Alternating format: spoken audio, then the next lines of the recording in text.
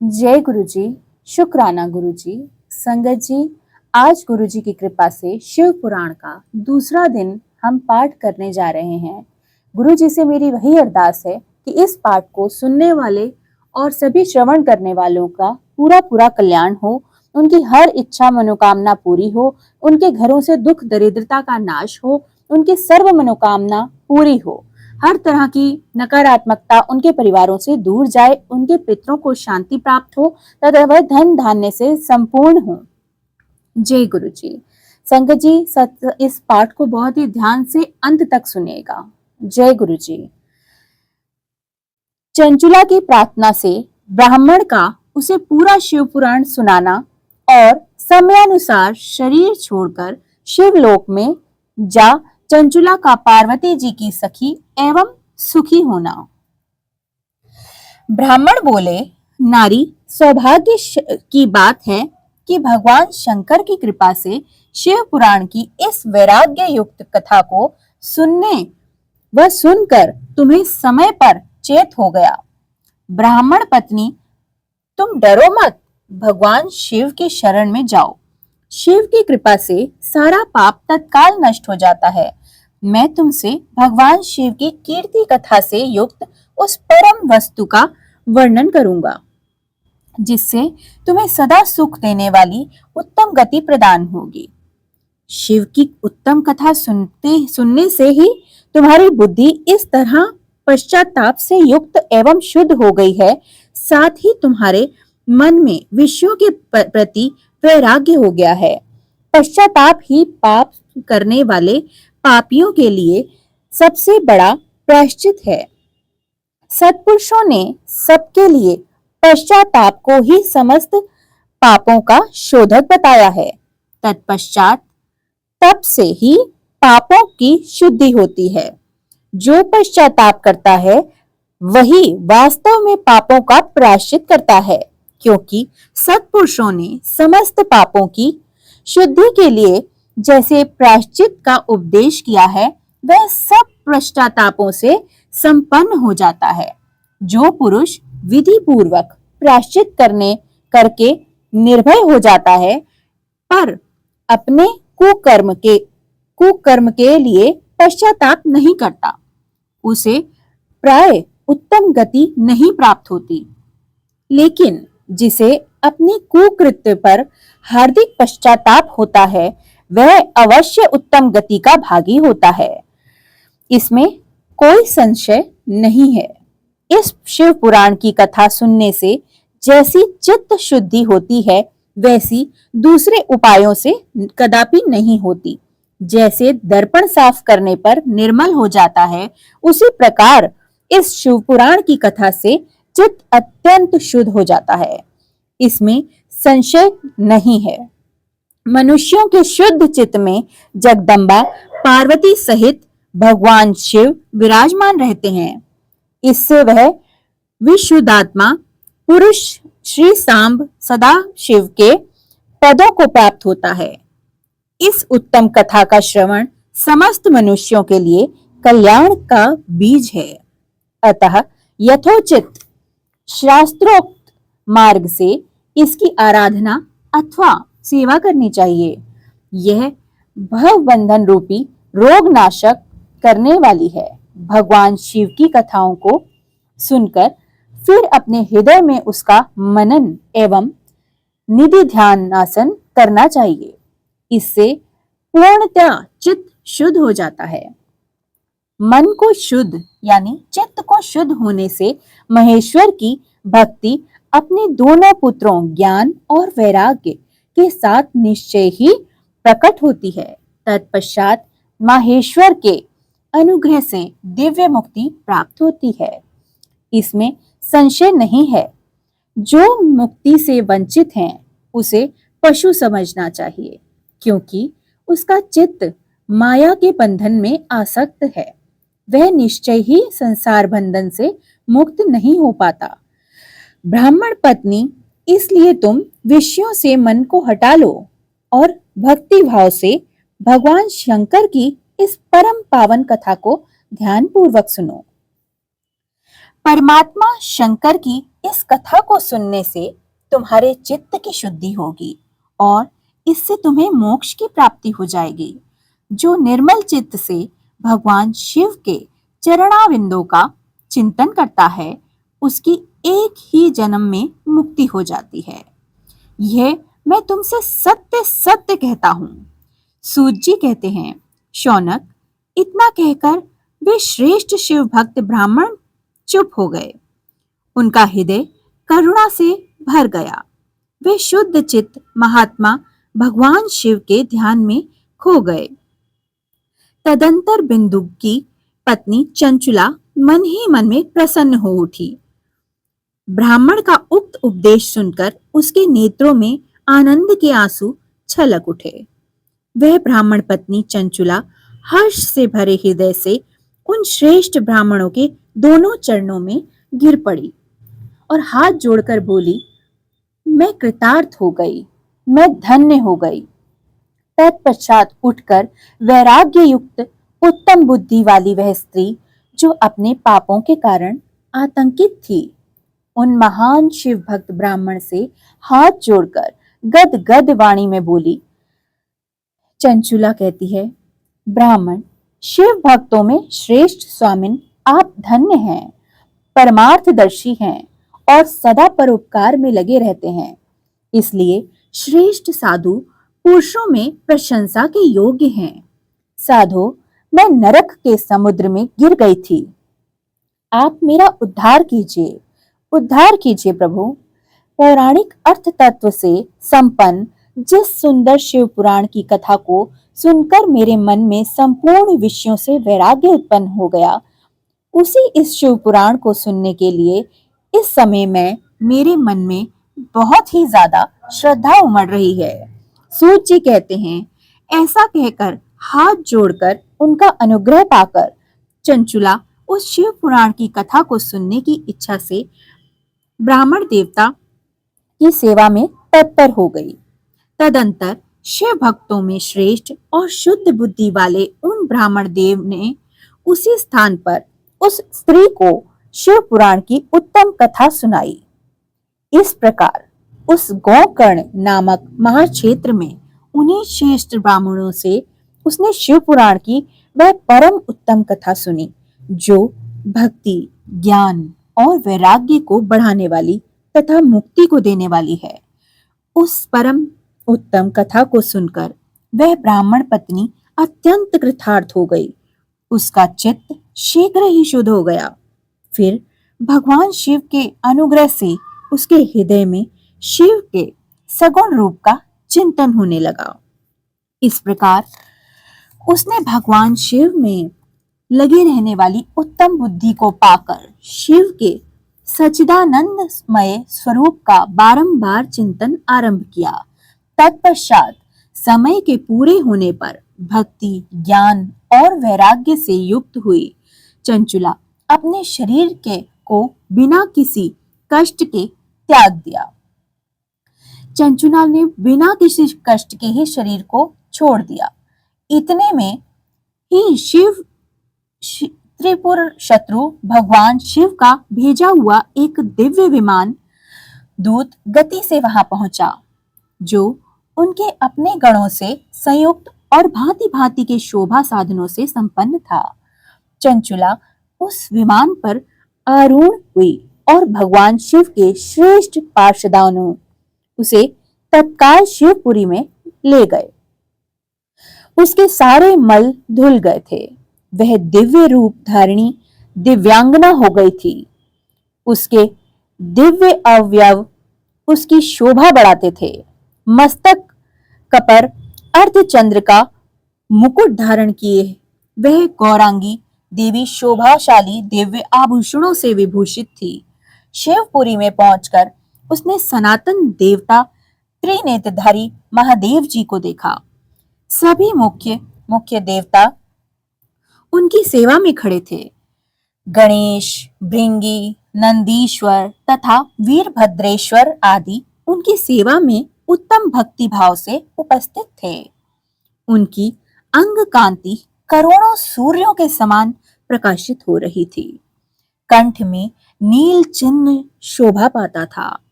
5 मुख और प्रत्येक मुख में 3-3 नेत्र थे। मस्तक पर अर्धचंद्रकार मुकुट शोभा दे रहा था। उन्होंने अपने वामांग भाग में गौरी देवी को बिठा रखा था, जो विद्युत पुंज के समान प्रकाशित थीं। गौरीपति महादेव जी की कांति कपूर के समान गौर थी। उनका सारा शरीर श्वेत भस्म से भासित था। शरीर पर श्वेत वस्त्र शोभा पा रहे थे। इस प्रकार परम उज्जवल भगवान शंकर का दर्शन करके वह ब्राह्मण पत्नी चंचुला अति प्रसन्न हुई।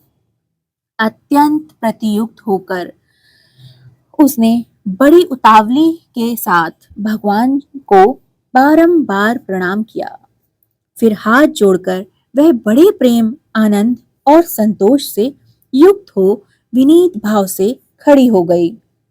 उसके नेत्रों से अश्रुधारा बह रही थी तथा संपूर्ण शरीर में रोमांच उत्पन्न हो रहा था। उस समय भगवती पार्वती और भगवान शंकर ने उसे बड़ी ही करुणा के साथ अपने पास बुलाया और सौम्य दृष्टि से उसकी ओर देखा। पार्वती जी ने तो दिव्य रूप धारणी बिंदुक प्रिया चंचुला को प्रेम पूर्वक अपनी सखी ही बना लिया। वह उस परमानंद ध्यान ज्योति स्वरूप सनातन धाम में अविचल निवास पाकर दिव्य सौख्य से संपन्न हो अक्ष सुख का अनुभव करने लगी। चंचुला के प्रयत्न से पार्वती जी की आज्ञा पाकर तुम्बपुर का विंध्य पर्वत पर शिव पुराण की कथा सुनकर बिंदुक का पिशाच योनि से उद्धार करना तथा उन दोनों दंपतियों का शिव धाम में सुखी होना। सूत जी बोले, शौनक, एक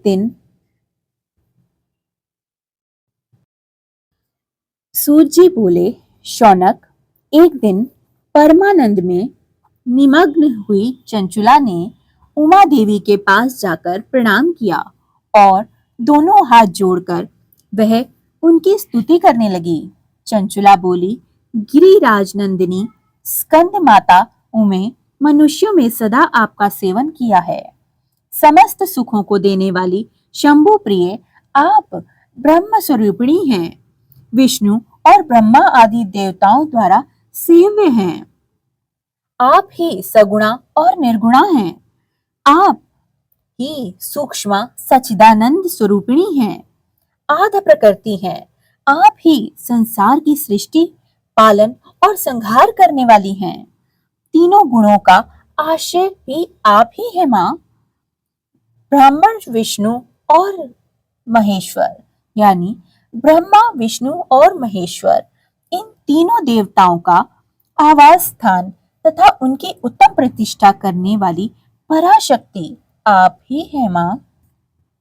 सूत जी कहते हैं, शौनक, जिसे सदगति प्राप्त हो चुकी थी, वह चंचुला इस प्रकार माहेश्वर पत्नी उमा की स्तुति करके सिर झुकाए चुप हो गई। उसके नेत्रों में प्रेम के आंसू उमड़ रहे थे। तब करुणा से भरी हुई शंकर प्रिया भक्त वत्सला पार्वती देवी ने चंचुला को संबोधित करके बड़े प्रेम से इस प्रकार कहा। पार्वती बोली, सखी चंचुले, सुंदरी, मैं तुम्हारी की हुई इस स्तुति से बहुत प्रसन्न हुई। बोलो, क्या वर मांगती हो? तुम्हारे लिए मुझे कुछ भी अदेय नहीं है। चंचुला बोली, निष्पाप गिरिराज कुमारी, मेरे पति बिंदुक इस समय कहाँ हैं? उनकी कैसे गति हुई है यह मैं नहीं जानती। कल्याणमयी दीन वत्सले, मैं अपने उन पति देव से जिस प्रकार संयुक्त हो सकूं वैसा ही उपाय कीजिए। महेश्वरी, महादेवी, मेरे पति एक शूद्र जातीय वैश्या के प्रति आसक्त थे और पाप में ही डूबे रहते थे। उनकी मृत्यु मुझसे पहले ही हो गई थी। ना जाने वे किस गति को प्राप्त हुए होंगे। गिरजा बोली, बेटी, तुम्हारा बिंदुक नाम वाला पति बहुत ही बड़ा पापी था। उसका अंतकरण बड़ा ही दूषित था। वैश्या का उपभोग करने वाला वह महामूढ़ मरने के बाद नरक में पड़ा, अगणित वर्षों तक नरक में नाना प्रकार के दुखों को भोग कर वह पापात्मा अपने शेष पापों को भोगने के लिए विंध्य पर्वत पर पिशाच हुई है। इस समय वह पिशाच अवस्था में ही है और नाना प्रकार के कलेश उठा रहा है। वह दुष्ट वही वायु पीकर रहता है और सदा सब प्रकार के कष्ट सहता है। सूत जी कहते हैं, हे शौनक, गौरी देवी की यह बात सुनकर उत्तम व्रत का पालन करने वाली चंचुला उस समय पति के महान दुख से बेहद दुखी हो गई। फिर मन को स्थिर करके उस ब्राह्मण पत्नी ने व्यवस्थित हृदय में माहेश्वरी को प्रणाम करके पुनः पूछा कि हे माहेश्वरी, महादेवी, मुझ पर कृपा कीजिए और दूषित कर्म करने वाले मेरे उस दुष्ट पति का भी उद्धार कर दीजिए माँ। कुसंगित बुद्धि वाले उस पापात्मा पति को किस उपाय से उत्तम गति प्राप्त हो सकती है माँ? यह शीघ्र बताइए। आपको बारंबार नमस्कार माँ। पार्वती जी ने कहा, तुम्हारा पति यदि शिव पुराण की पुण्यमयी उत्तम कथा सुने तो सारी दुर्गति को पार करके वह उत्तम गति का भागी हो सकता है। अमृत के समान मधुर अक्षरों से युक्त गौरी देवी का यह वचन आदर पूर्वक सुनकर चंचुला हाथ जोड़कर मस्तक झुकाकर उन्हें बारंबार प्रणाम करने लगी और अपने पति के समस्त पापों की शुद्धि तथा उत्तम गति की प्राप्ति के लिए पार्वती देवी से यह प्रार्थना करने लगी कि मेरे पति को शिव पुराण सुनाने की व्यवस्था होनी चाहिए। उस ब्राह्मण पत्नी के बारंबार प्रार्थना करने पर शिव प्रिया गौरी देवी को बहुत दया आ गई। उन भक्त वत्सला महेश्वरी गिरिराज कुमारी ने भगवान शिव की उत्तम कीर्ति का गान करने वाले गंधर्वराज तुम्बुर को बुलाया। उसने प्रसन्नता पूर्वक इस प्रकार कहा, तुम्बुरो, तुम्हारी भगवान शिव के में बहुत प्रीति है। तुम मेरे मन की बातों को जानकर मेरे अभीष्ट कार्यों को सिद्ध करने वाले हो। इसलिए मैं तुम्हें एक बात कहती हूँ, तुम्हारा कल्याण हो। तुम मेरी इस सखी के साथ शीघ्र ही विंध्य पर्वत पर जाओ। वहां एक महाघोर और भयंकर पिशाच रहता है। उसका वृत्तांत तुम आरंभ से ही सुनो। मैं तुमसे प्रसन्नता पूर्वक सब कुछ बताती हूँ। पूर्व जन्म में वह पिशाच बिंदुक नाम ब्राह्मण मेरी इस सखी चंचुला का पति था, परंतु वह दुष्ट वैश्यगामी हो गया। स्नान संध्या आदि नित्य कर्म छोड़कर अपवित्र रहने लगा। क्रोध के कारण उसकी बुद्धि पर मूढ़ता छा गई। वह कर्तव्य का विवेक नहीं कर पाता था। अभक्ष्य भक्षण, सज्जनों से द्वेष और दूषित वस्तुओं का दान लेना, यही उसका स्वाभाविक कर्म बन गया था। वह अस्त्र शस्त्र लेकर हिंसा करता था। बाएं हाथ से खाता, दीनों को सताता और क्रूरता पूर्वक पराये घरों में आग लगा देता था। चांडालों से प्रेम करता था और प्रतिदिन वेश्या से संपर्क में रहता था तथा बड़ा दुष्ट था। वह पापी अपनी पत्नी का परित्याग करके दुष्टों के संग में ही आनंद मानता था। वह मृत्यु पर्यंत दुराचार में ही फंसा रहा। फिर अंतकाल आने पर उसकी मृत्यु हो गई। वह पापियों के भोग स्थान घोर यमपुर में गया और वहां बहुत से भयंकर नरकों में उपभोग करके वह दुष्ट आत्मा जीव इस समय विंध्य पर्वत पर पिशाच बना हुआ है। वह दुष्ट पिशाच अपने पापों का फल भोग रहा है। तुम उसके आगे यत्न पूर्वक शिव पुराण की उस दिव्य कथा का प्रवचन करो जो परम पुण्यमयी तथा समस्त पापों का नाश करने वाली है। शिव पुराण की कथा का श्रवण सबसे उत्कृष्ट पुण्य कर्म है। इस पुण्य कर्म में उससे उसका हृदय शीघ्र ही समस्त पापों से शुद्ध हो जाएगा और वह प्रेत योनि का परित्याग कर देगा। उस दुर्गति से मुक्त होने पर बिंदुक नामक पिशाच को मेरी आज्ञा के विमान पर बिठाकर तुम भगवान शिव के समीप ले आओ। सूत जी कहते हैं, शौनक, माहेश्वरी, उमा के इस प्रकार आदेश देने पर गंधर्वराज तुम्बुर मन ही मन बड़े प्रसन्न हुए। उन्होंने अपने भाग्य की सराहना की। तत्पश्चात उस पिशाच की सती साध्वी पत्नी चंचुला के साथ विमान पर बैठकर नारद के प्रिय मित्र तुम्बुर वेग पूर्वक विंध्याचल पर्वत गए, जहां वह पिशाच रहता था। वहां उन्होंने उस पिशाच को देखा। उसका शरीर विशाल था, ठोड़ी बहुत बड़ी थी। वह कभी हंसता, कभी रोता, कभी उछलता, कभी आकृति बड़ी विकराल कर लेता और कभी छोटी सी। शिव की उत्तम कीर्ति का गान करने वाले महाबली तुम्बुर ने उस अत्यंत भयंकर पिशाच को पाशों द्वारा बांध लिया। तदंतर तुम्बुर ने शिव पुराण की कथा बांचने का निश्चय करके महोत्सव युक्त स्थान और मंडप आदि रचना सजाने लगे। इसमें ही संपूर्ण लोकों में वेद से यह प्रचार हो गया कि देवी पार्वती जी की आज्ञा से एक पिशाच का उद्धार करने के लिए, इस उद्देश्य से शिव पुराण की उत्तम कथा सुनाने के लिए तुम्बुर विंध्य पर्वत पर गए हैं। फिर तो उस कथा को सुनने के लोभ से बहुत से देवर्षि भी शीघ्र ही वहां पहुंच गए। आदर पूर्वक शिव पुराण सुनने के लिए आए हुए लोगों का उस पर्वत पर बड़ा अद्भुत और कल्याणकारी समाज जुट गया।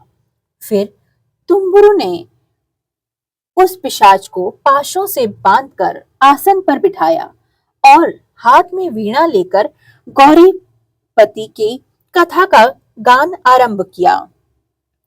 पहली अर्थात विघ्नेश्वर संहिता से लेकर 7वीं वायु संहिता तक महात्म्य सहित शिव पुराण की कथा का उन्होंने स्पष्ट वर्णन किया।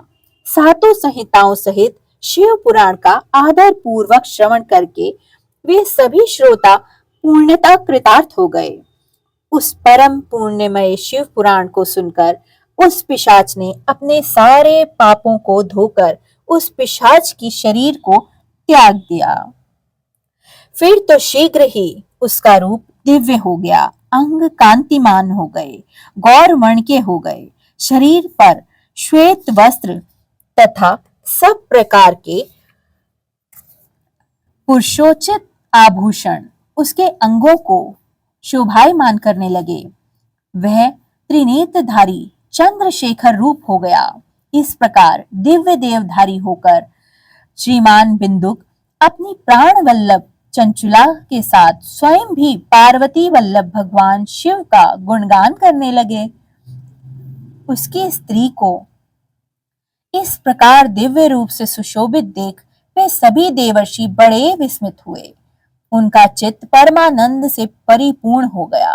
भगवान महेश्वर का वह अद्भुत चरित्र सुनकर वे सभी श्रोता परम कृतार्थ हो गए। प्रेम पूर्वक श्री शिव का यशोगान करते हुए अपने अपने धाम को चले गए। दिव्य रूप धारणी श्रीमान बिंदु की भी सुंदर विमान पर अपनी प्रियतमा के साथ बैठकर सुख पूर्वक आकाश में स्थित होकर बड़े शोभा पाने लगे। तदंतर महेश्वर के सुंदर एवं मनोहर गुणों का गान करते हुए वह अपनी प्रियतमा तथा तुम्बुर के साथ शीघ्र ही शिव धाम में जा पहुंचे। वहां भगवान महेश्वर तथा पार्वती देवी ने प्रसन्नता पूर्वक बिंदुक का बड़ा ही सत्कार किया और उसे अपना पार्षद बना लिया। उसकी पत्नी चंचुला पार्वती जी की सखी हो गई। उस घनीभूत ज्योति स्वरूप परमानंदमय सनातन धर्म में अविचल निवास पाकर वे दोनों दंपति परम सुखी हुए। जय गुरु जी। हर हर महादेव। जय गुरु जी। शुक्राना गुरु जी। आज के इस पाठ में शब्दों को उच्चारण के समय मुझसे जो भी त्रुटि हुई हो, कृपा करके मुझे माफ करें। महाराज, मैं अपनी वाणी से आज सच्चे मन से अरदास करती हूँ कि ये पाठ सुनने वाले हर व्यक्ति का कल्याण हो, उन पर, उनके परिवार पर, उनके व्यापार पर, उनके शरीर पर आपकी कृपा दृष्टि हो। प्रत्येक घर में स्वस्थ शरीर हो, खुशियां हो और कभी भी नेगेटिविटी ना आए और हर एक की इच्छा पूरी हो। किसी के भी शरीर पर आर्थिक, मानसिक, सांसारिक किसी भी तरह का कोई भी कष्ट किसी के पास ना आए। संपूर्ण संगत स्वस्थ रहे और प्रसन्न रहे। बच्चे अपने अपने मार्ग पर सुखी सुखी राह प्राप्त करें और जो जो उनके सपने हैं, समस्त सपने आप उनके पूरे करें महाराज। इस पाठ को सुनने और आगे भेजने वाले सभी का कल्याण हो। हर घर में यह पाठ चले और हर प्रकार से वह घर संपन्नता को प्राप्त करे, भरपूर खुशियों का आगमन हो। जय गुरु जी। शुक्राना गुरु जी। संगत जी, कृपया इस पाठ को ध्यान से अपने घरों में चलाएं, सुने और आगे भी शेयर करें ताकि जिस जिस के पास ये पहुंचे वहां सबका कल्याण हो सके।